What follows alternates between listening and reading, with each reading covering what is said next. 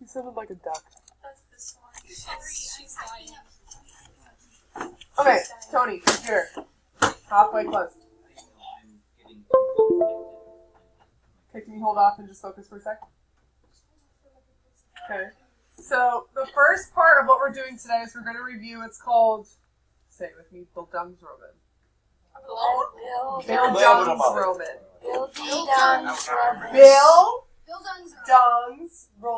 Dude, it's not as hard as Japanese. Okay. It's not as hard as Japanese. So, looking for it. A Bildungsroman is a genre of a novel that shows a young protagonist's journey from childhood to adulthood with a focus on the trials and misfortunes that affect the character's growth. Okay, better word, it's a coming-of-age novel. So, Bildungsromans are a type of novel, otherwise known as a genre, where a character is coming of age. Okay, typically it focuses on the issues of growing up and the issues of that character becoming kind of an adult, kind of getting from that child to the adult stage. Johnny. So, kind of like the comic we read, for the women being oppressed and stuff. Persepolis? Yeah. The first Persepolis is not bad. The first one. Yeah, the second one deals with mainly women. Yeah, no, just the first one. Elijah? Why do they call it Bildung? So, the word Bildungsroman is a combination of the German word Bildung, meaning formation, and Roman being novel. Okay, so if you put it together, it's the formation of the identity, right? So when you guys are growing up, your identity really is formed right before adulthood. Okay, when you guys are kids now, you're very different than you will be when you're 20. You sound sick. It's the same as I've been all week, it's just more in my nose now. I'm not coughing. Okay. Let me give you guys some examples. Anyone have an idea of the Bildungsroman that they've already read? Yeah? Catcher in the Rye is a coming of age novel. You guys will read that as juniors. Yeah. Okay. Nate. The Rotten Road. Okay. Yeah. The Aragon series? Okay, yes. I read I remember that. Yeah. Okay, yes. Okay. Does it count if the person acts like a child and then they're mature? It doesn't matter. So if they're a journey to kind of developing an identity. Because it says that, like, Aiden? The Yes. Okay, did you guys read The Outsiders in middle school? Yes. That's a Bildungsroman. Okay. Is Harry Potter a Bildungsroman? Yes. Because it's his journey from a child to an adult, really. It's the formation of his identity. Percy Jackson, 100%. Those are actually What about the classic Hunger Games, Divergent? Okay, those are all Bildungsromans. Maturity. 3, 2, 1, 0. Tony?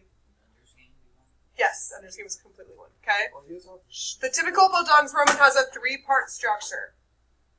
Number 1, it has a setup.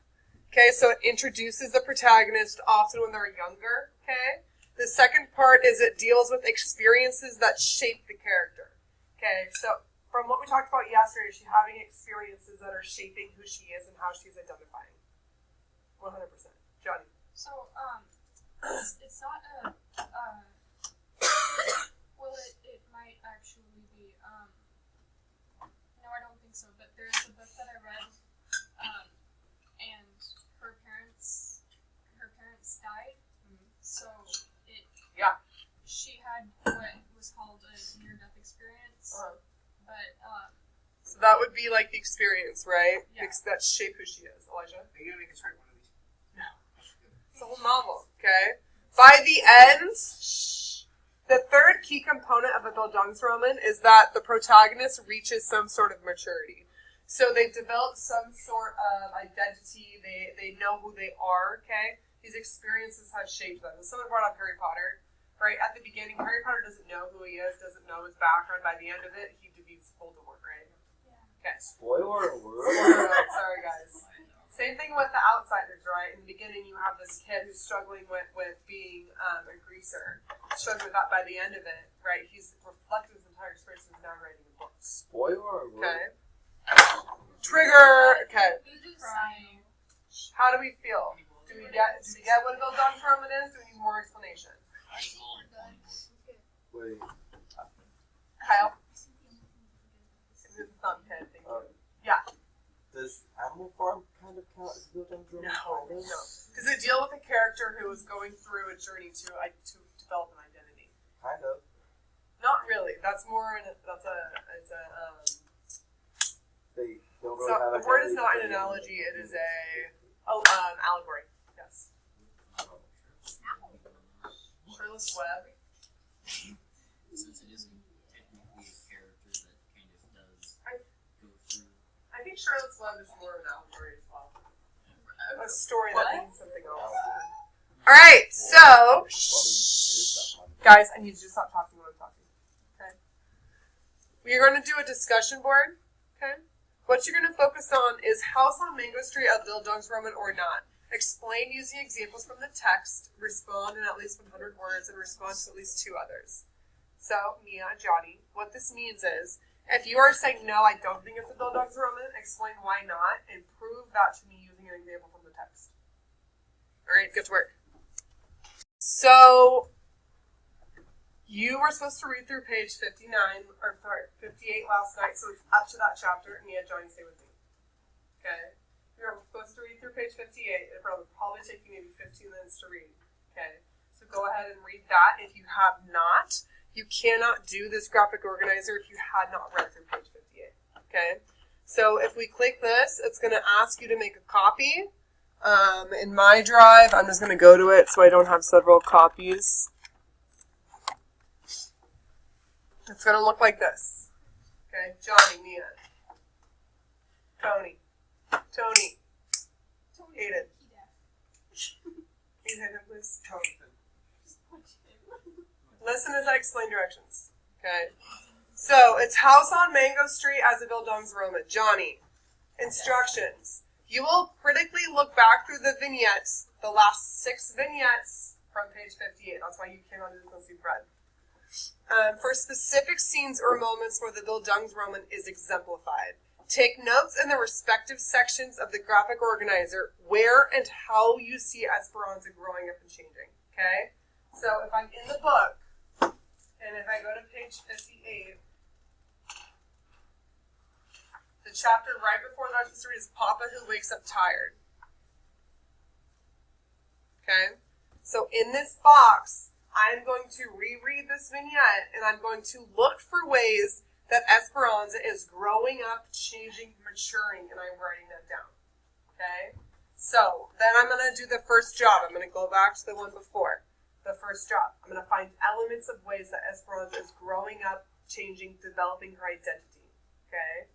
Then I'm going to go to the next box, which is hips.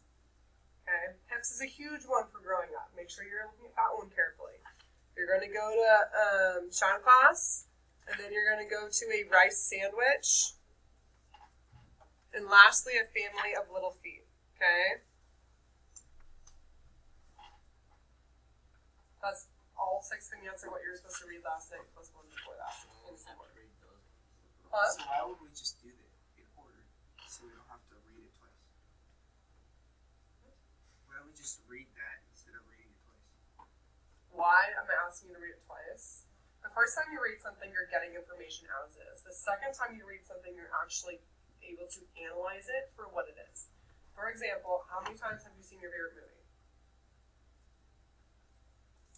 Each time that you watch that favorite movie, you pick up on things you did not before, right? So when you're able to read things twice, same thing as like if you're trying to figure out how to do something, you might read those directions a few times, right?